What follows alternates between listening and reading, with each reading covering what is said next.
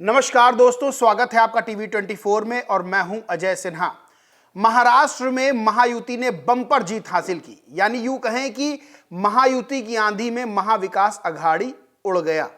288 विधानसभा की सीटें हैं महाराष्ट्र में और 288 में से 234 सीटों पर बम्पर जीत महाराष्ट्र में महायुति ने हासिल की। नाम भी लगभग फाइनल हो गया है कि बीजेपी के देवेंद्र फडणवीस महाराष्ट्र के नए मुख्यमंत्री बनेंगे। लेकिन कांग्रेस अब इस जीत को लेकर अपना विरोध दर्ज करवा रही है, या यूं कहें कि महाराष्ट्र में अभी क्या खेला बाकी है।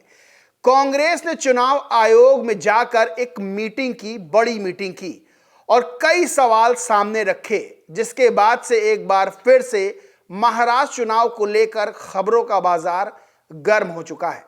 कांग्रेस नेता अभिषेक मनु सिंघवी ने बड़े आरोप लगाए हैं, बड़े सवाल खड़े किए हैं और सीधे तौर पर ये सवाल ऐसे हैं जिसके बाद कहीं ना कहीं चुनाव आयोग अब एक आंकड़े तैयार कर रहा है और कांग्रेस के सवालों के जवाब देने की तैयारी कर रहा है। दरअसल कांग्रेस के डेलीगेशन ने, कांग्रेस के नेताओं ने चुनाव आयोग में जाकर एक मीटिंग की और 3 बड़े सवाल चुनाव आयोग से पूछे। 3 बड़े सवाल क्या हैं वो भी मैं आपको बता देता हूं। 3 बड़े सवाल हैं, 3 बड़े मुद्दे हैं जो कांग्रेस ने उठाए। पहला, लोकसभा और विधानसभा चुनाव के बीच बड़ी संख्या में वोट काटे गए। बूथ स्तर पर इसका विस्तृत आंकड़ा जारी किया जाए और बताया जाए कि किस आधार पर वोट काटे गए। दूसरा, कांग्रेस ने जो सवाल किया वो ये कि सिर्फ 5 महीने में ही करीब 47 लाख वोटर जोड़े गए। चुनाव आयोग ने कहा कि 39 लाख वोटर जोड़े गए हैं। कांग्रेस ने पूरा आंकड़ा मांगा है जो फिलहाल उपलब्ध नहीं था। वहीं तीसरा, अभिषेक मनु सिंघवी ने कहा कि मत प्रतिशत में 7% बढ़ोतरी की पूरी जानकारी सार्वजनिक की जाए। यह भी बताया जाए कि किस इलाके में वोटिंग में कितना बदलाव हुआ, इसका पूरा आंकड़ा दिया जाना चाहिए। यानी ये 3 अहम मुद्दे वोटर्स की संख्या से लेकर वोटिंग प्रतिशत तक कांग्रेस ने उठाए हैं और इसके जवाब अब चुनाव आयोग कांग्रेस को देगा। देखिए, महाराष्ट्र में महाविकास अघाड़ी चुनाव तो बेहद मजबूती से लड़ रहा था, लेकिन महायुति ने जो जीत दर्ज की वो अप्रत्याशित थी। यानी कि ये कहा जा सकता था कि महायुति जीत दर्ज कर लेगी, लेकिन इतनी बड़ी जीत महाविकास अघाड़ी ने तो सोची नहीं थी और महायुति ने भी अप्रत्याशित काम करके इतनी बड़ी जीत दर्ज की है। और अब सवाल उठने लगे हैं, सवाल कांग्रेस की तरफ से उठाए जा रहे हैं। इसी को लेकर न्यूज़ 18 की खबर है, महाराष्ट्र पर छोड़ने के मूड में नहीं कांग्रेस, चुनाव आयोग के सामने रखी धांसू दलील, पूछा वोटर कैसे बढ़ गए। वहीं एबीपी न्यूज की खबर है, लिखा है महाराष्ट्र चुनाव को लेकर चुनाव आयोग से मिले कांग्रेस नेता, मांगे वोटर लिस्ट के आंकड़े, ईसीआई ने दिया ये जवाब। अंदर लिखा है, कांग्रेस ने मुख्य रूप से लोकसभा चुनाव और विधानसभा चुनाव के बीच 5 महीने के दौरान महाराष्ट्र में बड़ी संख्या वोटरों के नाम जोड़े और घटाए जाने से जुड़े आंकड़े और दस्तावेज चुनाव आयोग से मांगे हैं।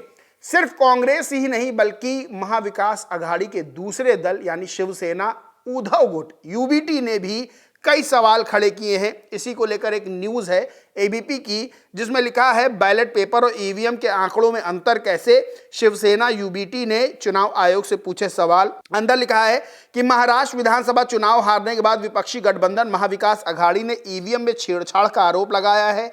शिवसेना उद्धव गुट के विधायक ने चुनाव आयोग पर निशाना साधा। वरुण सरदेसाई ने चुनाव आयोग से सवाल पूछा कि आखिर ये कैसे हो गया। उन्होंने कहा कि पोस्टल वोटों की गिनती के दौरान हम महायुति की तुलना में कई सीटों पर आगे थे, लेकिन ईवीएम की गिनती में हम महायुति से पीछे हो गए। मैं चुनाव आयोग से पूछना चाहता हूं आखिर इतना बड़ा अंतर कैसे हुआ। वहीं उन्होंने कहा, लोकसभा चुनाव का ट्रेंड देखिए, पोस्टल बैलेट और ईवीएम का नतीजा मेल खा रहा है, लेकिन विधानसभा चुनाव का परिणाम बिल्कुल अलग है। ईवीएम की गिनती में 5 से 15% पीछे चले जाना कैसे मुमकिन है। चुनाव आयोग के आंकड़ों का अध्ययन करने पर नतीजा बिल्कुल स्पष्ट हो जाता है।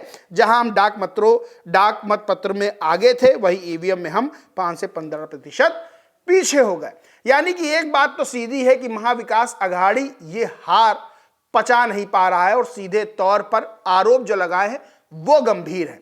आरोप में जो वोटर्स की संख्या में इजाफा हुआ, वो भी 1000-2000 नहीं, लाखों की संख्या बताई जा रही है।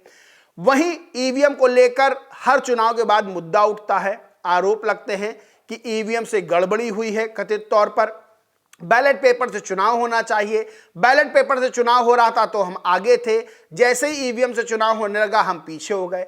99% चार्जिंग वाली ईवीएम को लेकर भी कई तरह के सवाल खड़े हुए। फिलहाल महाराष्ट्र में महाविकास अघाड़ी अभी भी महाराष्ट्र चुनाव के जो नतीजे सामने आए उसको लेकर चुनाव आयोग के सामने कई तरह के मुद्दे, कई तरह के सवाल रख रहा है। महायुति अभी मुख्यमंत्री को लेकर उलझी हुई नजर आ रही थी। देवेंद्र फडणवीस मुख्यमंत्री होंगे, ये बात तय हो गई। एकनाथ शिंदे डिप्टी सीएम बनेंगे या नहीं बनेंगे, ये बात की बात है। अजीत पवार डिप्टी सीएम बनने को पूरी तरह से तैयार बैठे हुए हैं।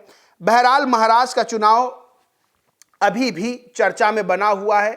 महाराष्ट्र के साथ झारखंड में भी चुनाव हुआ था। झारखंड में हेमंत सोरेन मुख्यमंत्री बन चुके हैं, लेकिन महाराष्ट्र में चाहे वो मुख्यमंत्री बनने की बात हो, चाहे जीत और हार का जो इतना बड़ा अंतर है उसको लेकर सवाल हो, चाहे ईवीएम को लेकर सवाल हो, बैलेट पेपर को लेकर सवाल हो, वोटर्स की संख्या बढ़ने को लेकर सवाल हो, वोट प्रतिशत में बढ़ोतरी को लेकर सवाल हो, ये तमाम तरह के सवाल महाराष्ट्र की राजनीति से जुड़े हुए उठ रहे हैं।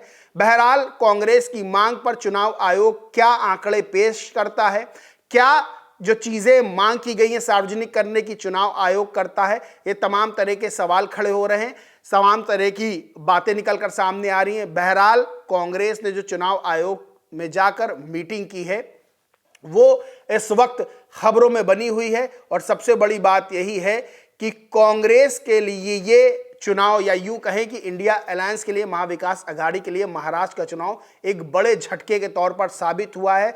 वहीं महायुति ने जो बम्पर जीत दर्ज की है वो अप्रत्याशित होने के साथ साथ एक बात महाराष्ट्र चुनाव को लेकर यह तय कर रही है कि अभी इस वक्त बीजेपी और उसके सहयोगी जो दल हैं वो कांग्रेस और कांग्रेस सहयोगी दलों पर भारी पड़ रहे हैं। बहरहाल चुनाव आयोग पर सबकी नजरें हैं कि चुनाव आयोग कांग्रेस के सवालों के क्या जवाब देता है। बहरहाल दोस्तों, इस पूरे मामले पर आप क्या सोचते हैं, क्या मानते हैं, कमेंट करके जरूर बताएं।